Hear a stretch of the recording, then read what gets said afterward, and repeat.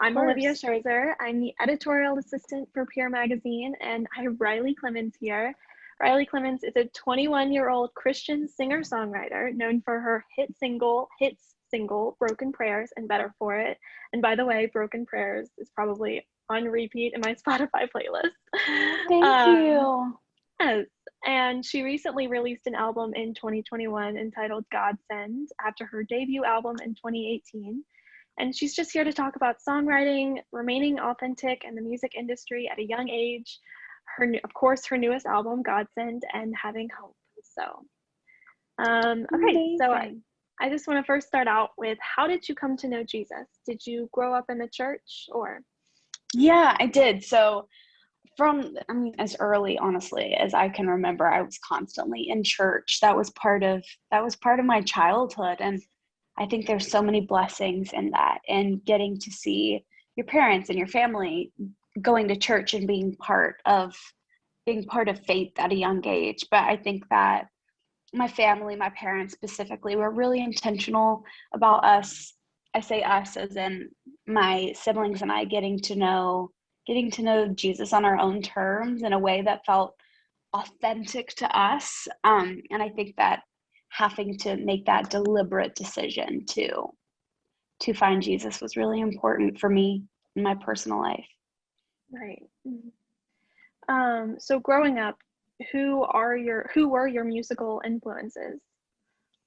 That's a great question. I love this question because it is so eclectic. I grew up in Southern Gospel Church. My mom was in the choir. I was listening to the Gaithers, the Isaacs, like constantly feeding off of this really rich, powerful Southern Gospel music. And my dad was a big rock and roll fan, so listening to Fleetwood Mac and Van Halen and you name it, Billy Joel, all of these artists. So I really leaned heavily into everything I was hearing, as well as what I was hearing on the radio.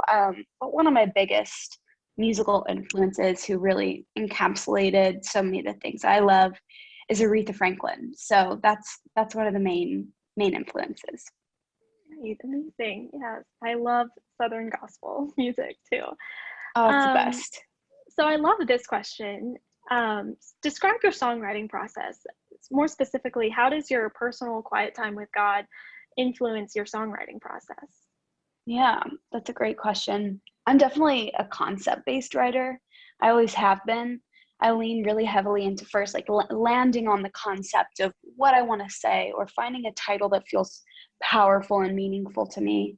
And I think that, just what I've noticed in the past couple of years as I've really been writing almost every day is relying on that quiet time to be still, be honest with God, and be honest with yourself really creates opportunities to find those concepts, find those words that feel heavy and meaningful, and try to capture them that way. So I would say, it's hard to write authentically without going to an authentic place with the Lord and yourself.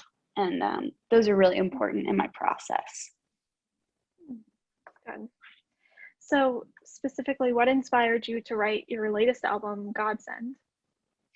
Wow, this is so crazy. It's still like such a new question since the record just came out. Um, I wrote almost all the songs on Godsend in 2 years, which is kind of a longer writing period, but I really knew that I wanted to write a body of work that felt really authentic and honest to me. And the thing I love about this record is it really is just a compilation of my experiences that I've had over the past couple of years. The heartbreak, the victories, the low times, the high times, the self-doubt, the questions, the confidence, all of it. And so the writing process was really natural in that sense. I would experience something or walk through something and immediately go to the studio and write about it. But the actual title, Godsend, I have saved in my phone for probably 4 years at this point. I knew I wanted it to be my next record title. I knew I wanted to write a song called Godsend. And I definitely held on to it until I knew how to craft it and write it. And I finally wrote the title in April of 2020, just sitting on the floor of my bedroom as the world shut down. And it was a really Yeah. special moment. Yeah. The world shut down, gave you a lot of time to write, I'm sure. Oh yeah. Oh yeah, good and bad. Yeah. So what do you think the central message of your new album that you want young listeners to take away, to learn from? Right.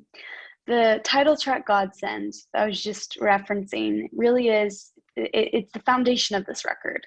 It all started with the lyric, "What if maybe every broken place I've been was a godsend?"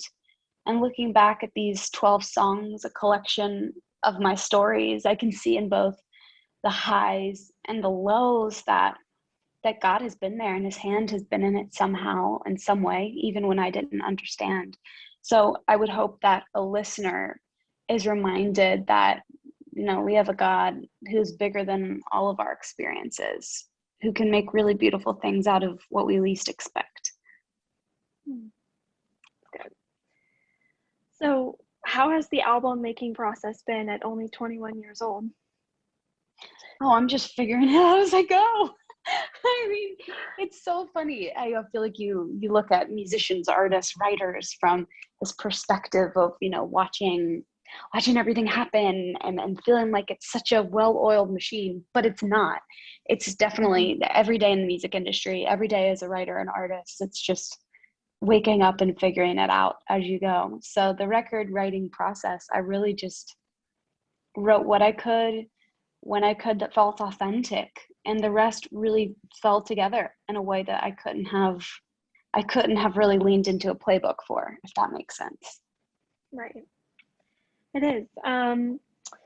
So I always love asking advice questions, but what advice do you have for this next generation, Gen Z, on continuing to hope and dream post-pandemic? It's a really, really great question. I mean, I definitely think that I speak for everyone when I say that there's a heaviness that I've definitely felt over the past year. Even now, as things are confusing and everybody's opinion seems really loud, it can be a lot, and it can be a source of lots of anxiety and lots of question and doubt. But I would say the thing that has kept me feeling hopeful is holding on to the promise that things do get better. And I really believe, look at history just as a general whole. Things get better, things heal. And I think that as we continue to just keep taking steps forward, just really making it a point to be there for each other and to keep reminding each other of the purpose of dreaming and creating, that's what's going to keep the pulse of the world going, is that drive to keep believing and having that hope. So that's a big question, but that's my version of an answer today. No, that's good. And I love the word hope. It's actually one of my favorite songs on your new album. Keep on hoping. Yeah. Yeah. So thank you so much. Yeah, speaking of the songs, what's a must-listen song on the album for the teenager struggling to figure out their what's next? And what advice do you have for them who may be struggling with anxiety or depression in this life stage? That's a great question. That's a really, really great question. I would say that, I mean, these are all my babies, right? So all of them were born from many, many different moments of those feelings. I would say that a song that I wrote really in the middle of that kind of anxiety, looking back on the younger version of myself, I wrote the closing track on the record, track 12. It's called In This Moment. And I formulated it as a letter to my younger self. And just looking back, looking at the times that I deeply struggled with that sort of anxiety and weight of being perplexed and held down by what the future might or may not hold. In this moment, was really inspired by, sometimes I think we tend to think that we'll find God or we'll find this idealized future once we get where we're going, once we arrive, right, at this destination, at this peak. But oftentimes so much of that goodness is tucked in the moment, and you just have to take the time to let it in. So I think that's an important message. Yeah. Okay, so the last question, I'll wrap things up, but what is the best piece of advice that you've ever been given? Oh, wow. This is a really, really good one. It's a simple piece of advice, but I think there's a lot of validity in it. From the time I was a really little girl, and even now, my dad has always told me, keep it simple. I think at the times in my life was busier than ever, and there was a lot going on, and either I felt like I was killing it or I was overwhelmed or whatever it was. My dad was always saying, just keep it simple, and it's hard to go wrong. Keep it simple, go back to the basics, keep it simple. And so that's been a big one. In all the chaos, reminding yourself that you do have the power to keep it simple is really powerful. Yeah. So the last kind of 3 questions are sidebar questions, and you can answer these very quickly or maybe you don't have to go deeper into them. But so first one is, what's your go-to self-care habit when you're feeling anxious or overwhelmed? Ooh, good food and sleep. Good. Do you have a favorite meal or go-to meal?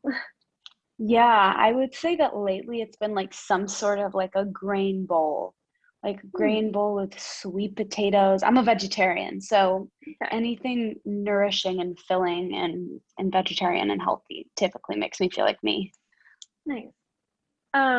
So what music have you been listening to? Lots of bossa nova and jazz, Oh, instrumental stuff. nice. Yeah, I Yeah, might take a look at that because, when I'm reading or writing, I need to listen to instrumental stuff too. same, Um, same. yes. So I asked this last question to everyone, but what is your favorite Bible verse? I am a Romans 8:28 girl. It's just been a big lifelong promise, all things work together for good for those who love the Lord and are called according to his purposes. So it's kind of been an anchor, especially over the past year.